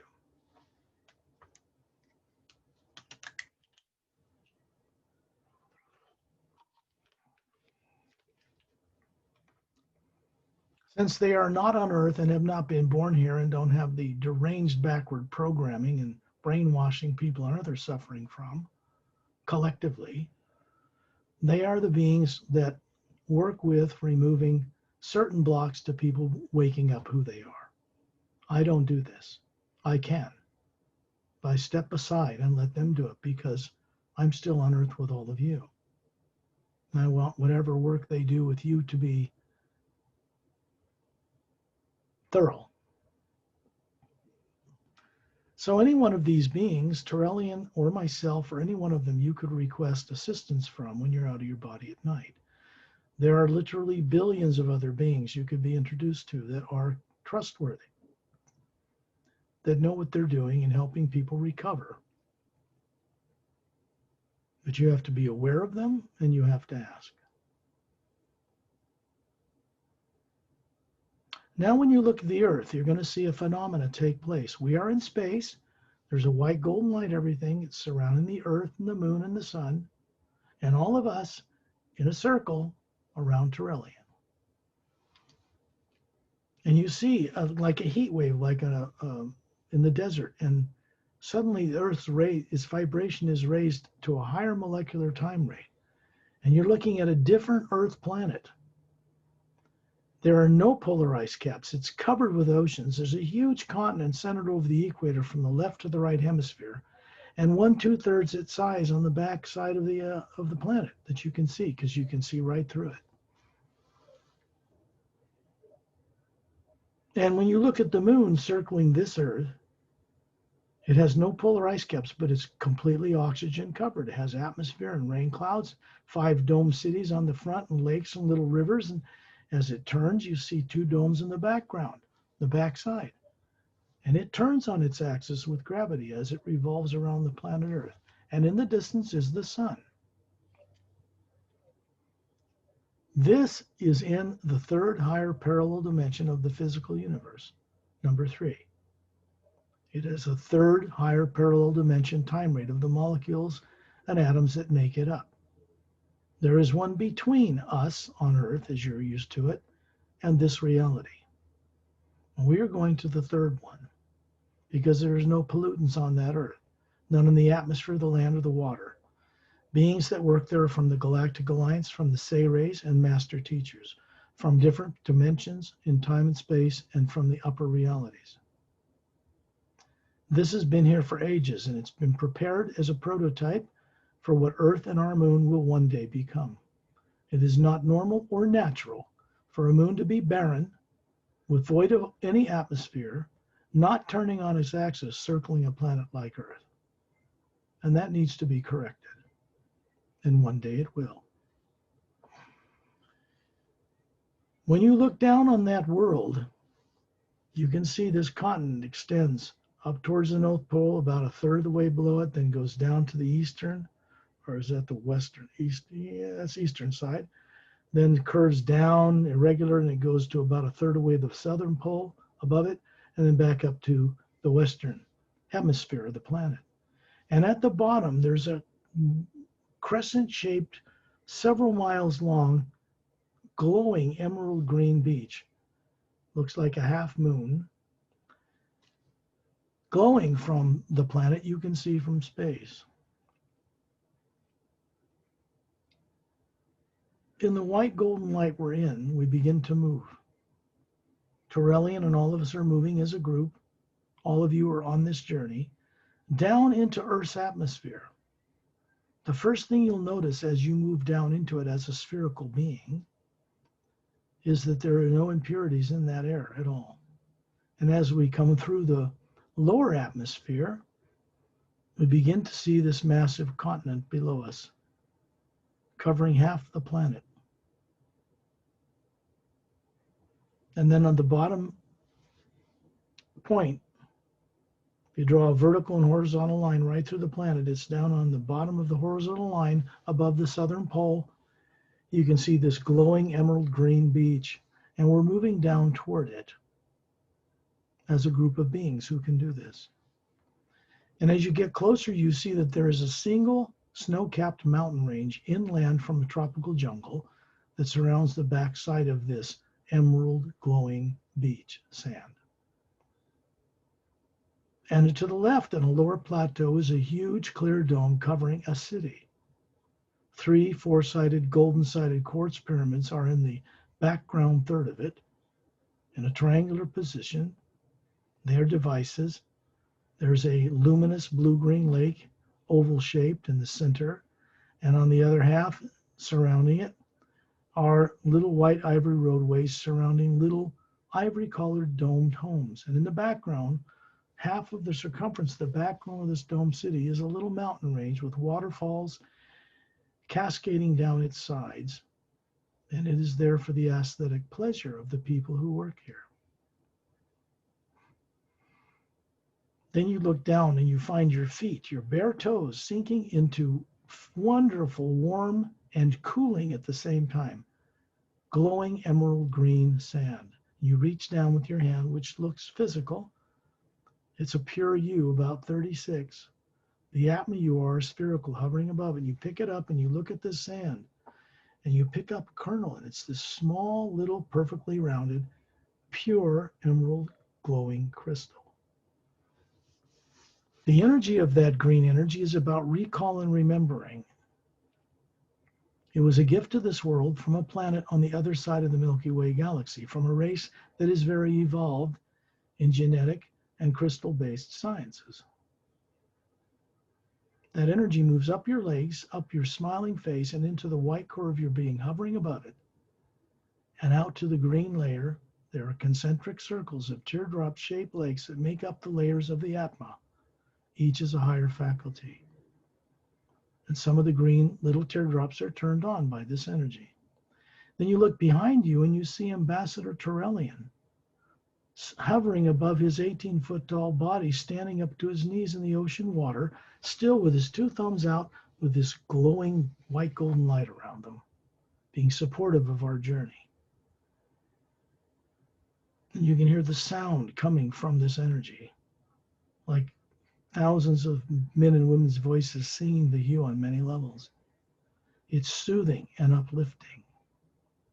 You look inland to the back of that crescent-shaped beach, and you see a straight as an arrow, brown moss-covered path that goes back about several miles to a white marble floor clearing about 100 feet across. And you find that we're all hovering around Turelian above what appears to be the statue of a woman standing on a pedestal in the middle of this 100-foot wide marble floor, jungle all around us.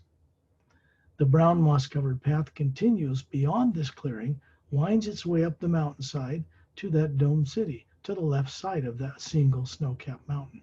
When you look up at the mountain, you can see there is a luminous blue-green waterfall cascading out of a cavern opening 2/3 of the way towards the summit, falling down thousands of feet and disappearing into blue-green forest trees that surround the backside of this dome city. It is luminous and glowing from a mineral in it that creates its own light. And then you look back at this statue of a woman about 10 feet tall, made of pure polished quartz. This woman has long silver hair. You can see it just inside the surface of the polished quartz, as if a person were standing inside it. It's long silver hair, like metal, like silver metal, but you just know it's soft. She has beautiful violet eyes, taller neck, longer arms and legs than we have. She's 10 foot tall. And she is from a race called Zeontrahnaman, from the planet Zeontrahnaman 1, located on the other side of the Milky Way galaxy. She is holding her two hands up, palms out, and there is this radiant green energy around them, and you get the message that these hands, this device, are charging that beach you just had your feet in. When you look up to her forehead, she's a beautiful, elegant woman. You can see this gold band around her forehead and a single faceted teardrop-shaped emerald crystal. And you're fascinated by that warm, comfortable, uplifting feeling this energy is putting out. And you look through the transparent side of this crystal at the face of this woman, and you see her standing in the distance in a green void, somewhere in an interdimensional realm through which this crystal statue allows you to access by looking at the green crystal. And then you find that we're all hovering inside around her as a group of people, and she's actually the woman standing there with her arms up. She lowers them. And she greets us. Her name is Freshun Muntas. You see a mate beside her, Don and Talis, who appears beside her, a little taller, silver hair, violet eyes. They are humanoid beings. They are not from Earth. These two literally have jurisdiction over a little more than half the Milky Way galaxy, and they are kind. They are one of the most advanced genetic scientists group, meaning that they have mastered all the genomes on the DNA and can alter or change it or immortalize bodies The two they're showing you are over 3.5 million years old, unaged. And yet you see the Atma, the real them, hovering above these forms. They are not trapped in those bodies, they run. Bear this in mind. Now they're showing you what their planet looks like in this green atmosphere. It's a big world, 4 times bigger than Earth, no polar ice caps. There are dozens of dome cities on little land masses surrounded by little oceans covering the entire surface of this planet. 3 moons the size of Earth, domes on them, no polar ice caps, circling at different distances around this big planet. And in the distance, they're showing you what's different about this system. They have a big blue giant white, hot blue-white star. What do they call it? A giant blue-white star, I guess. That this planet hovers, circles around, and now in the distance further from it, a yellow sun like ours, and further out a red dwarf. They have distinct colors. Those 2 littler suns revolve around this sun, and this planet and its moons revolve around all 3. Thus, no polar ice caps. They're simply showing you what their planet's surface looks like, and you find your feet, in bare feet, all of us, walking along a snake-like winding lavender-colored sandy path next to a river that is flowing like a snake along it in a wide valley surrounded by lush growth, and in the far distance 2 mesas or plateaus like those you might find in Sedona, Arizona in the States, and a big dome city in the distance with 3 gold-sided pyramids inside it. When you look up at these moons from daytime, where we are now on this planet, you can see 2 beings approaching us. And you see these moons up there in space with dome cities on them, no polar ice caps. You can see them in broad daylight. You look down this path, and this same man and woman walk up to us and greet us with a right hand over their chest and slightly nod. They are master teachers.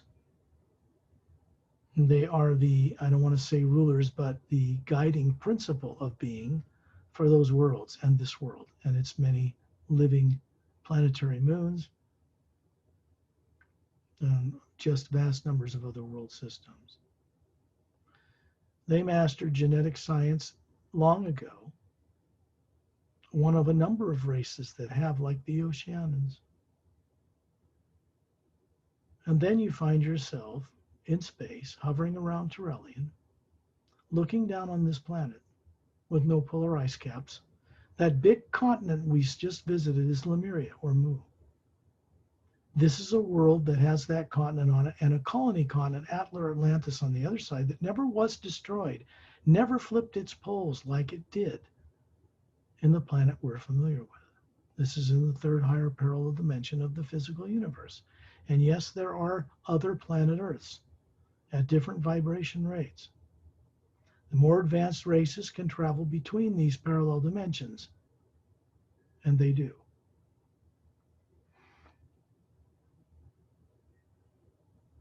And then you can see the moon turning on its axis with oxygen atmosphere and dome cities on it, and the sun in the distance.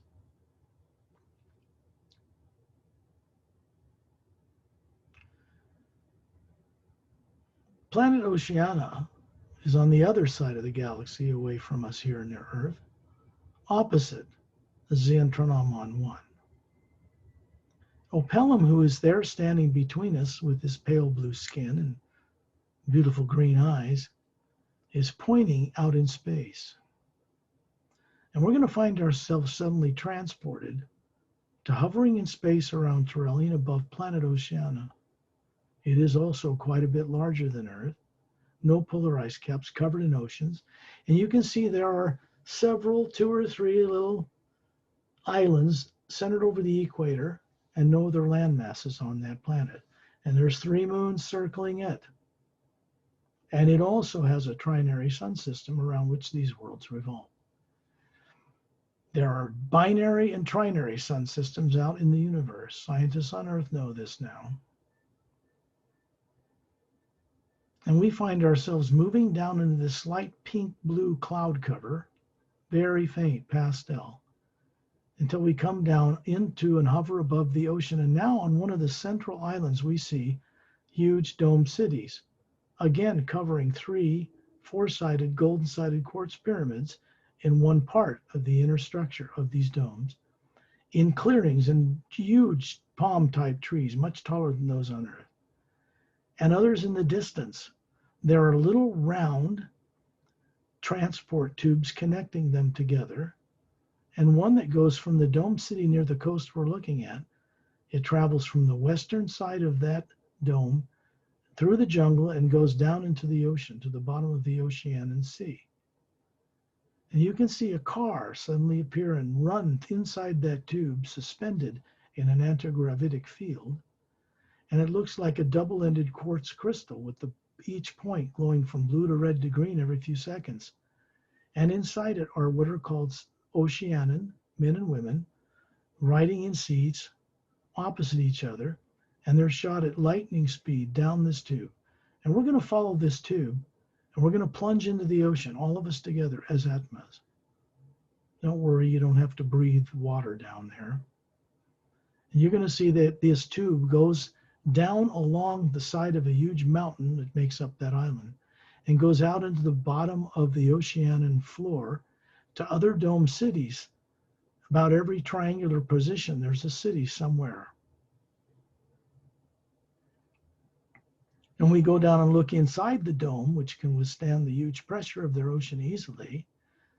We're going to find ourselves walking on a white marble path amongst many other little paths with little domed homes, ivory colored, and in the distance, a luminous kind of blue-green lake and 3 golden-sided pyramids in the distance. They are devices.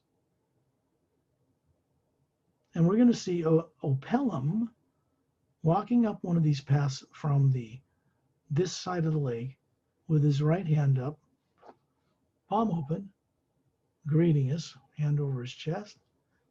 And he talks with you all telepathically to tell you this is his home, this planet and its people. The dome that they have built on Earth in the 3rd parallel dimension is there for a purpose. And Opelum and his people built that dome. They are not from Earth. When you look around you, you can see what looks like beautiful tall green grass and violet grasses mixed. And you can see what look like giant weeping willow trees with broad spoon-shaped green and blue leaves, luminous. And there are birds twittering away in the trees that fly out of the trees and hover in a circle in front of each one of us. They are male and female. They look like a blue jay from Earth with long V-shaped split tails, beautiful little beaks, bulbous blue eyes, and rainbow-colored bodies, so blended so carefully. It's the whole color spectrum moving down their entire body form. And they have twin sets of bird wings, one above the other, like a dragonfly, but these are birds. They're about 1 foot long. And they have vocal cords, and they have photographic memories, and they can talk with you. If you look above these birds, you'll see an Atma hovering above each one. These are beings who are having fun, learning how to run advanced bird bodies and flying around. And it's the way they gain respect for all life. These birds hover together in several parallel rows, and they start singing. And they begin to sing the hue in a beautiful melody for us to listen to. It sounds like this. Hue, hue,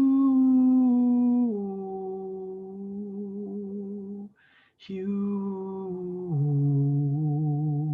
hue. It's a way of bringing higher energy from a higher reality down into this world. The birds here and the beings running them are very good at this. They just thought they would share this with you, and they fly back to the trees. Opelum nods, and we find ourselves hovering back in space, high above the planet Earth that has no polar ice caps, clear across the galaxy. There's the moon turning on its axis with no polar ice caps, oxygen, dome cities, everything's fine. And then you see a kind of a heat wave move over what your vision is, and you see the Earth you're familiar with, polar ice caps and a barren moon, pockmarked with explosive or meteor craters, does not turn on its axis, and there's the sun in the distance. And you find yourself both here around Turellian, and suddenly you are at 10,000 feet as a spherical being, hovering up above where you live, and there is a man and a woman, those whom you've been introduced to on this trip and others, kind, Atma hovering behind them to each side of you. And they are telling you that they will assist you when you get out of your body at night if you request it. Then you find yourself hovering above your body near the ceiling, wherever you live. You should be kind to yourself and send a little beam of white golden light down into that pineal gland, center of your brain, and let it radiate through your brain, through your skull, through your body, outward in every direction until it's about 2 miles wide. And then it continues past this protective barrier out into the world for the benefit of others. It goes off-world, connects to a pyramid out in the asteroid field between Mars and Jupiter, and out to pyramids like it stationed now between stars in our galaxy. And then it goes upward. And when you're ready, open your eyes.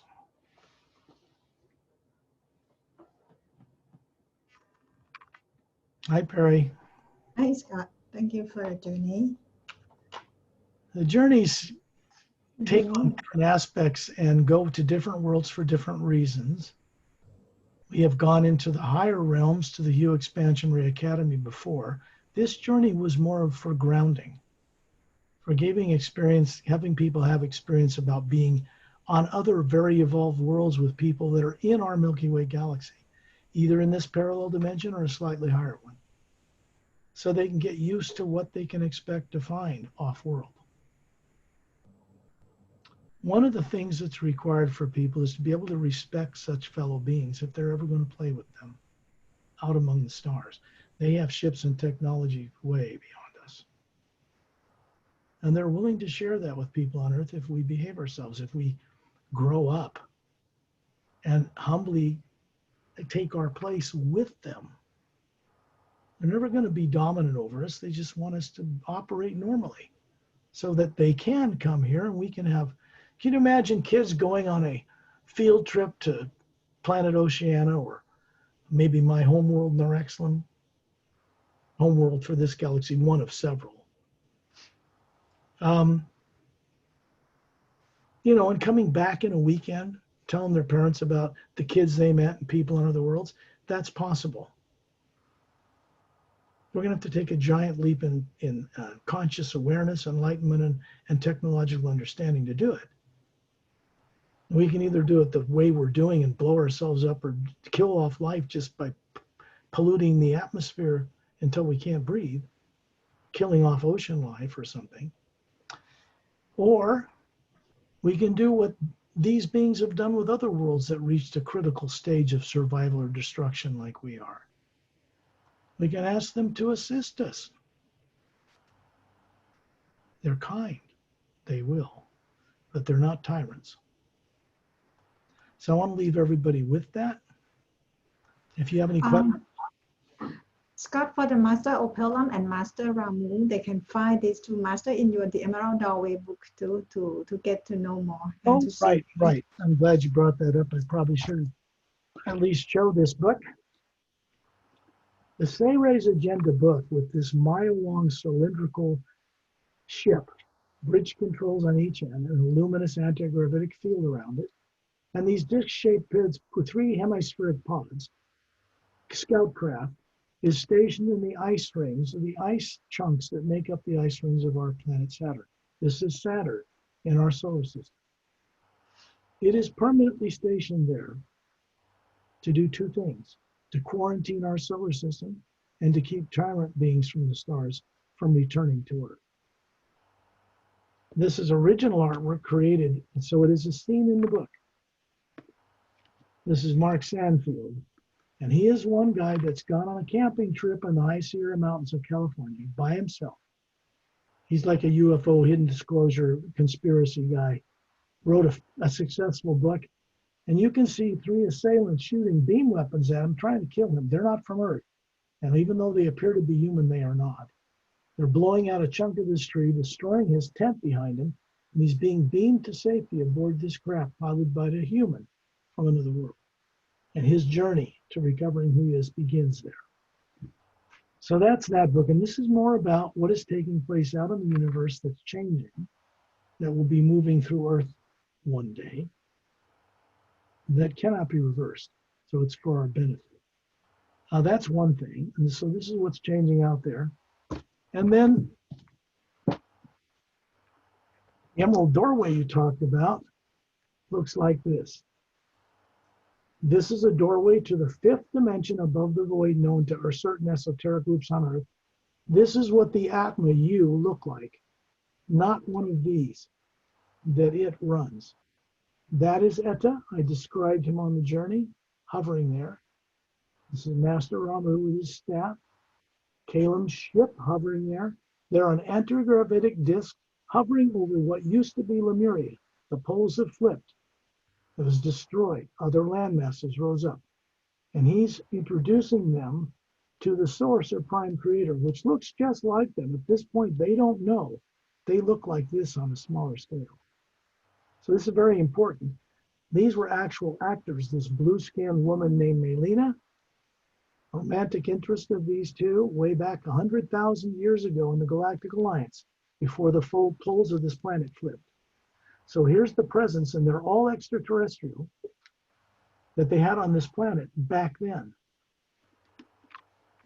These are actors that actually costumed and acted these parts out to make them realistic for the original covers. This is a bad guy who's got the world in his hands, and he has designs to destroy things. So this isn't about destruction, but it's more about, there's 30 illustrations in this book that are very highly detailed. For instance, I can show you what Etta looks like once I find him here. And I think it's important because he looks like that. Very cute little guy. And walking on all fours or hovering and levitating off the ground. Little dexterous hands and feet, big bulbous blue eyes. That's Kalem. This is more about how extraterrestrials are and were involved with people on Earth over 100,000 years ago, before the poles flipped last time. One of the good things about my work is to bring the awareness of people on Earth that something has been done by what we call the silent mentors, the mechanics of creation, vast beings that keep in place galaxies and suns and planets, keep it all stable. And they've permanently stopped the polar flips of this planet so that we can evolve over many millions of years like other worlds have had the opportunity to do. That's very recent. So I want to leave your people with that. Any other questions? Oh, and also there are people on Earth right now, some of them with a great deal of capital, that are changing as we speak. They're realizing it's just energy and it needs to be used properly to save their own planet, their own families from extinction. And when they're ready, they will contact me. It's not my place to control anybody or tell them. They just know. And that's just so that the awareness of this work and the beings who work with me, who are not from this world, can become more of a reality in people's lives here on this planet. It's not about money. It never has been about that. It's about energy and using it correctly. So I will say that, and when we get this up, Perry gets it up on her YouTube channel, it will have the website addresses, particularly the primary one at paralleltime.com. And you can go there and watch these short promotional videos narrated by Jessica, great professional, and you're going to see presentations I've done, and there's no charge for any of that. When you go to the book page, it'll show you both the front and back covers of these books and the chapter titles, and all the links so you can go to the right retailer to get them, like Amazon for trade paperback or ebooks, or Barnes and Noble in the United States, or iBooks, or any of that stuff. You won't have to hunt for them. They're right there. So I don't sell anything at the websites. The links to get them, printed on demand and shipped to you, etc., or ebooks, are at online retailers. So I'll leave you with that. Yes, and these two books are not only books, like I mentioned, every video, every time, it's the doorway for you to recall who you are, to get experience, to go to remember things, back in the past. Yeah, because people have been made to forget. Yeah, and thank you for watching, everyone. If you think this show benefits others, please thumb up, subscribe, and share. So see you again next time. I just want to say one thing. When people play this back a second time, or people that find it for the first time, create a space where you won't be disturbed. Have a cup of tea, sit, kick back, relax, close your eyes, and go on the journey to the best of your ability. You will experience change in awareness and ability over time. That much I can assure anyone. Be consistent. Be humble to your own cause. In other words, if you put out creating something wonderful for yourself and others, expect to get it manifested by this one power someday. And then you have to be humble enough to accept it. So in other words, you're humble before your own creation. So I'll leave everybody with that, and just tell everybody pleasant dreams and pleasant journeys until next time. Thank you, Perry, for having the courage to do this. Thank you to you too, Scott, to help us. See you next time. Bye. Good night.